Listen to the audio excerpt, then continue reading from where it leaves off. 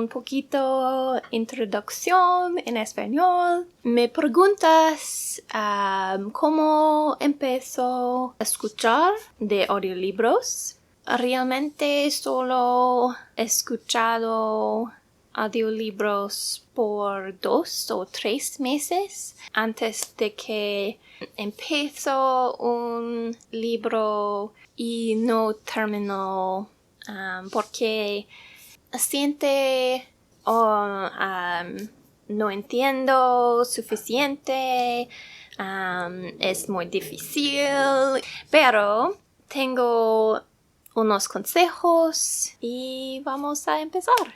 So my first tip would be to not start with a full audiobook. I really had not listened to very many things before I tried to just jump straight into a chapter book as an audiobook. And I do think that you can do that if you don't get discouraged with it like I did, but if you find that you're not able to listen for longer than a few minutes at a time, it's going to be very, very difficult to get through a full audiobook. So I started trying to listen to much shorter things. I went through the audio that is on the SpanishExperiment.com, and I think that that was extremely helpful.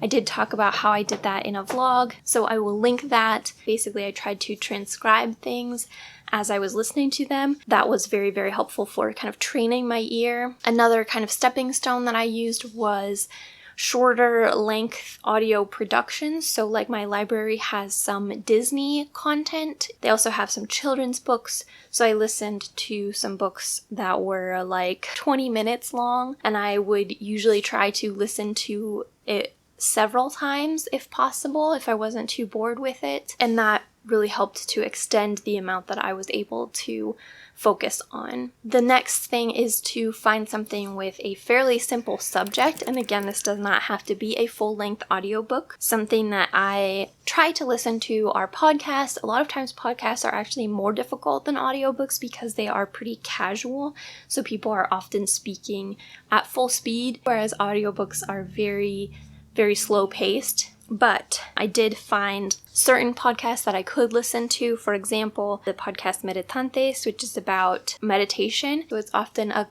pretty quiet, tranquil pace. Very basic, he repeats the same concepts often. The next tip is to listen to something that you have already read. This is probably fairly obvious, but I often really want to dive into new content and feel like I am testing myself. But when you're first starting out, it's not really the time to do that. I think that listening to a middle grade or YA book that you have already read is a great place to start. Obviously, Harry Potter is the obvious and very popular choice, but I also have tried listening to some of the Narnia books. Any books or series that you enjoyed as a kid would be great options to look for because you are going to be extremely familiar with the story. Series are especially great because there is so much consistency from book to book. You're going to be encountering a lot of the same vocabulary and building on that vocabulary with related things, and it makes the whole experience much more cohesive. I strongly recommend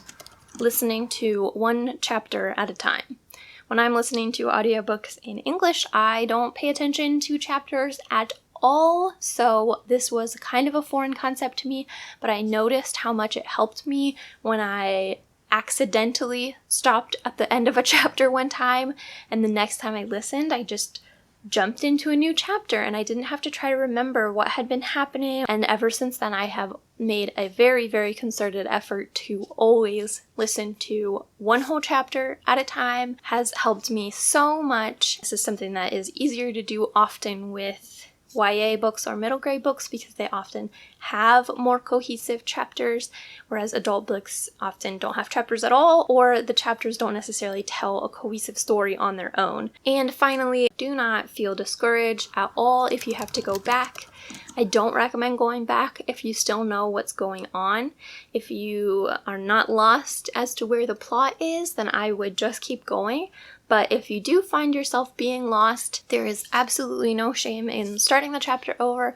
You're not wasting time doing that. You are still getting, you know, the same amount of exposure, because if the audiobook is 10 hours long and you listen to a 45-minute chapter twice, then guess what? That just means that you've now gotten 10 hours and 45 minutes of language exposure instead of 10 hours. I mean, I have to do that when I'm listening to audiobooks in English sometimes as well. I will all of a sudden realize that I haven't been listening for at least 10 minutes and I have to go back. But again, I don't think that it's necessary to go back if you still know what's going on, because that is going to turn this into just such a long process that you may get discouraged, and ultimately I don't think it does that much good if you do still know what's going on. So those are just a few tips from my first couple audiobooks. I am obviously still a newbie at this as well, so if you have any tips that you'd like to share in the comments or any questions or anything, definitely feel free, and I will see you in the next video.